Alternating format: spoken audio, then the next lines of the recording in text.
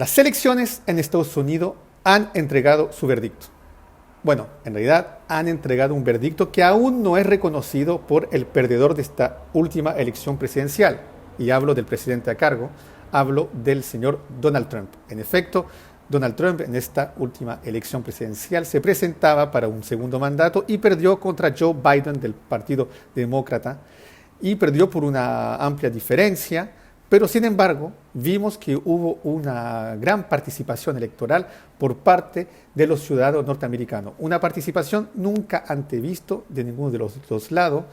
Y inclusive Donald Trump en esta elección, a pesar que haya perdido, a pesar que diga que hay manipulaciones acá de los votos, Donald Trump en esta pasada ha sacado más votos que Barack Obama en las elecciones cuando él ganó en su primer mandato. Es decir, ha incrementado su caudal de votos Donald Trump en esta elección y su cierta manera de ser, el balance de sus 4 años, han resultado en una participación masiva de los diferentes ciudadanos norteamericanos, lo que siempre es una buena noticia en términos democráticos, porque nos indica que Estados Unidos es realmente una democracia reactiva. Hay una alternancia a la opción que existía hoy en día, que era Donald Trump. Se propone que regresen los demócratas al poder a través de Joe Biden.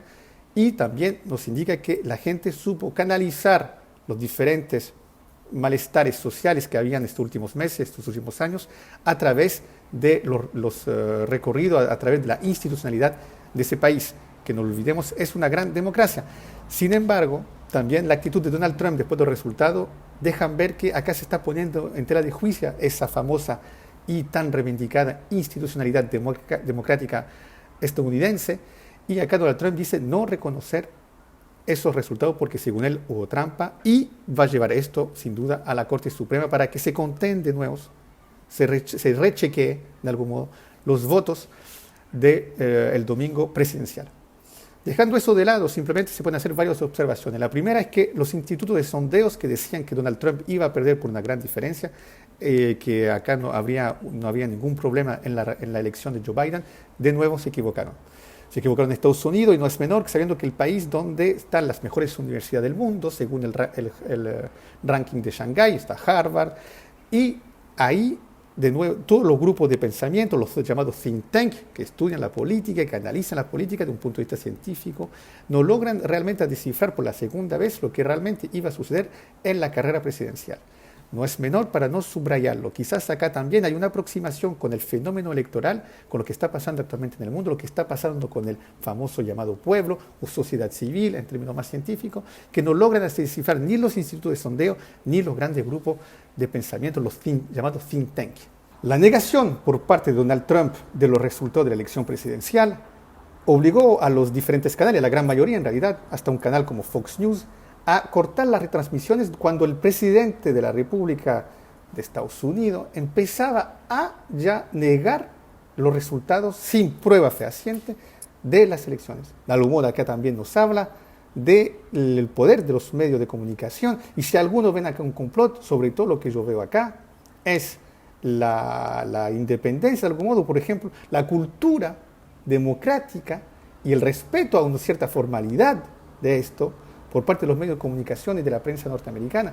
No olvidemos que es un país que a mitad de los años 70 logró la renuncia, o está al inicio de la renuncia de un presidente de la República, con el famoso Watergate. Y si ustedes son cinéfilos, hay una película muy famosa que se llama Los hombres del presidente. Acá la prensa de Estados Unidos, es decir, la seriedad, la importancia de la comunicación en ámbito político es fundamental. Y acá Estados Unidos lo hace recordar cuando corta la retransmisión de un discurso presidencial. Well, we're interrupting this because what the President of the United States is saying, in large part, is absolutely untrue.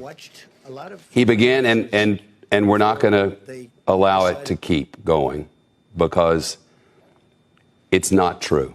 President Trump speaking live from the White House, and we have to interrupt here because the president has made a number of false statements, including the notion that there has been fraudulent voting. There has been no evidence of that. Allegations by his campaign. I haven't really seen anything that would constitute any kind of flagrant fraud or abuse of the system.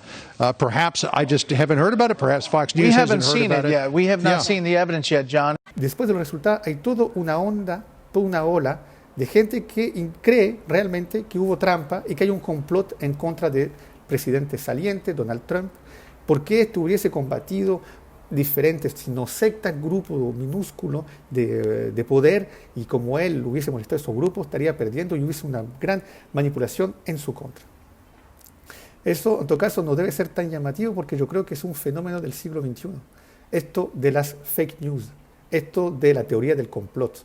Acá todo el mundo ve complot por todas partes. Es mucho más fácil leer el mundo a través de teoría complotista que leer el mundo a través de claves sociales. Es mucho más fácil pensar que Donald Trump perdió por un complot porque él se atacaba al Estado profundo o se atacaba a algunos intereses que no hay que tocar.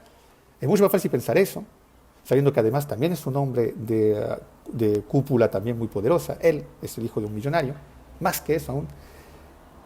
Es mucho más fácil pensar eso que pensar que acá, después de haber dividido durante 4 años el país, después de haber atacado a la diferente minoría, después de haber tenido un desempeño a lo menos discutible cuando lo que sucedió con George Floyd, la persona que falleció por la agresión de un policía, que la suma de todas esas actitudes que dividían, que eso ha llamado a un despertar ciudadano. Si nadie quiere pensar eso, Donald Trump perdió por culpa del complot. 10, 9, 8, 7, 6, 5, 4, 3, 2, 1, 0. Thanks. Al igual de lo que sucede con el plebiscito y la redacción, el proceso de redacción de una nueva constitución, acá Estados Unidos, con la derrota de Donald Trump, no va a transformarse de un día para otro en un paraíso. Para nada. Las problemáticas siguen ahí vigentes y algunas más profundas que hace 4 años. En efecto, no olvidemos que Donald Trump salió electo por tener un discurso antiprogresista, por tener algunas posturas ultraconservadoras y por querer oponerse al llamado establishment, a estos grupos de élite político que en realidad están en total desconexión, según él, y tampoco es totalmente falso, con el resto de la población.